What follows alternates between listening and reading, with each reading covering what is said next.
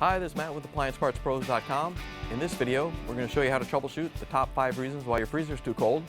Stick around to the end of the video for an important tip that can help save you money. But before we begin, we're going to make sure the appliance is unplugged or the circuit breakers are off so there's no chance of electrocution. Also make sure you turn off the water supply underneath the sink. First, we need to check the temperature sensor. It tells the control board the temperature inside the freezer. Temperature sensors are white plastic sensor bulbs. They tell the control board the temperature inside the freezer section so it can run the compressor as needed to maintain the desired temperature. Temperature sensors are often used in multiple places in the fridge, many times behind the back wall, inside an air duct, or behind an access panel. If the freezer is too cold, it could be that the temperature sensor has failed, or it's reading out of its normal range and the control board thinks it's warmer than it really is, so it keeps the compressor running. In order to test the sensor, we'll need to remove it from the system. Most times you can just unplug it, so follow the wires back to the nearest connection point to see if it unplugs. Otherwise, you'll have to cut it out for testing. As long as you have access to the plug or the bare wires, you may just be able to leave it in the fridge for testing. Once you're ready to test it, you need to check the ambient air temperature. In our case, it's about 73 degrees Fahrenheit. The sensor will have a different ohms reading depending upon the temperature, so you'll have to look at your tech sheet again to see what it should read. Our sheet says about 5,400 ohms at 73 degrees Fahrenheit. So set your meter to ohms. Our meter automatically detects whatever ohms are coming in, but you may need to set your meter to read the proper ohm level. Touch the probes to the wiring harness pins, or bare wires, whichever you have, and check the ohms reading. It should be close to the one specified in your tech sheet. If it is, you can reinstall it, but if the reading's way off or you're not getting a reading at all, you'll have to replace it. If you need to order a part, simply go to AppliancePartsPros.com and type in your model number. Find your part on the easy-to-read diagrams and match it to the number below. Click on the part if you want to see more pictures of the item or watch its repair video. You can also scroll down to see DIY stories from customers like you, or ask a question in the Q&A section. Once you're ready, you can add the part to your cart. It's that easy. Most orders will arrive within 2 business days. Next, we'll look at the cold control. It's what you set the freezer temperature with. Cold controls have been used for many years. They have a shaft for the knob to mount on, a sensor bulb that senses the temperature, and a body which has the contacts inside of it. Most also have 2 wire terminals. They're usually located on the control panel, mounted right behind the control knob. If your freezer is too cold, it could be that the cold control is bad. The contacts inside the cold control are open and closed by pressure created in the sensor bulb. As the freezer gets warmer and colder, the fluid in the sensor bulb expands and contracts. If you notice that the compressor is running too much and the freezer is too cold, it could be that the contacts inside are stuck. As a simple test, while the refrigerator is running, you can try knocking the area around the knob to see if it will break the contacts free. If it works and the compressor shuts off and the freezer warms up to the correct temperature, that's a good indication that the contacts are sticking together and the cold control needs to be replaced. If it didn't work, make sure to unplug the fridge again before you move on. In order to see if the part can carry an electric current, we have to test it with a multimeter set to continuity. Once you have it set, touch the probes together to make sure it's working. In order to test the cold control, you'll have to open the control section and remove the wires. Depending upon the design, you may have to remove the knob and screws to get to the wires. You want to make sure the cold control is in the off position. Then touch a probe to each terminal. It should not have continuity in the off position. Then turn the control on. It should have continuity when you have it in the on position. If the control fails the continuity test, it'll have to be replaced.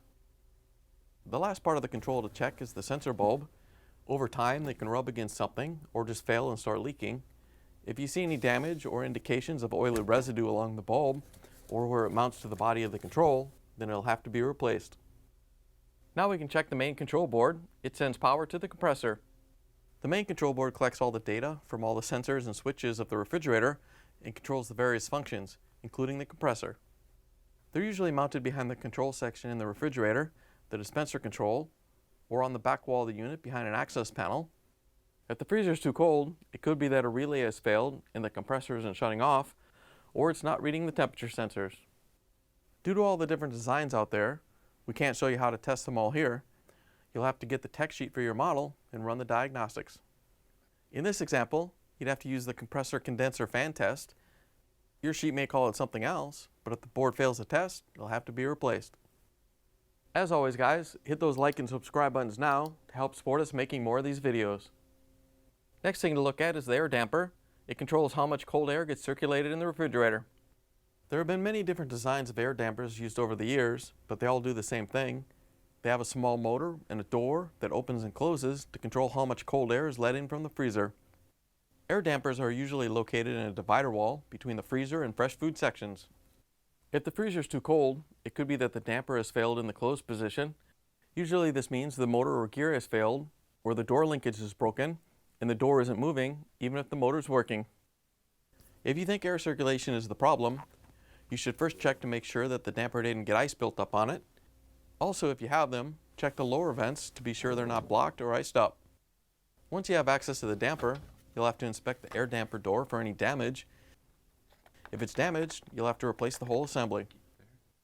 If the door is fine, we'll have to test the motor for continuity.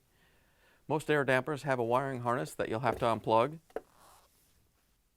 Because there are so many different designs of damper motors, you'll have to check your wiring diagram to see which wires to test. Our example has two circuits, one for open and one for close, so we'll have to test them both. Once you determine which wires to test, touch the probes to the matching wire harness pins.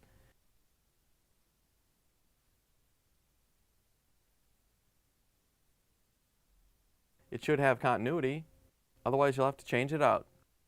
On some of the newer models, you can use the tech sheet to test the damper. Yours might be different, but in this example, you'd use the damper operation test. If the damper fails the test, it'll need to be replaced. Last thing to check is the temperature control board. It monitors and controls the temperature of the refrigerator. Some models use a separate temperature control board to monitor and control the temperatures. They're a small control board and usually have the displays on them to show the temperature.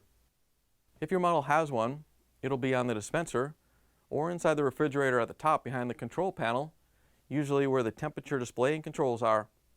It's unusual for the temperature control board to fail, but it is an electronic part subject to moisture, so it can go bad.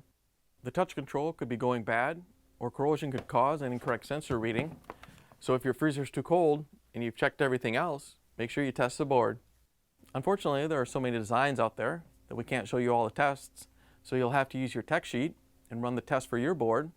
If it fails the test, you'll have to replace it. Now here's that money-saving tip we mentioned earlier.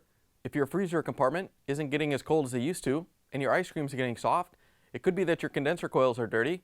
Dirty coils can cause the freezer to run warmer than normal if the condenser and other components are covered in dust and pet hair. Dust and pet hair can insulate the coils, preventing them from working efficiently. This can also make the refrigerator run more and cause wear and tear to those components. Keeping the coils clean can improve your refrigerator's efficiency by 30%, so doing this can save you money on your electric bill and future repair costs. In order to clean them, you'll have to pull the refrigerator out and remove the rear access panel. Then carefully clean the coils. Keep in mind that some may be accessed from the front. You may have to use a condenser cleaning brush to reach in there.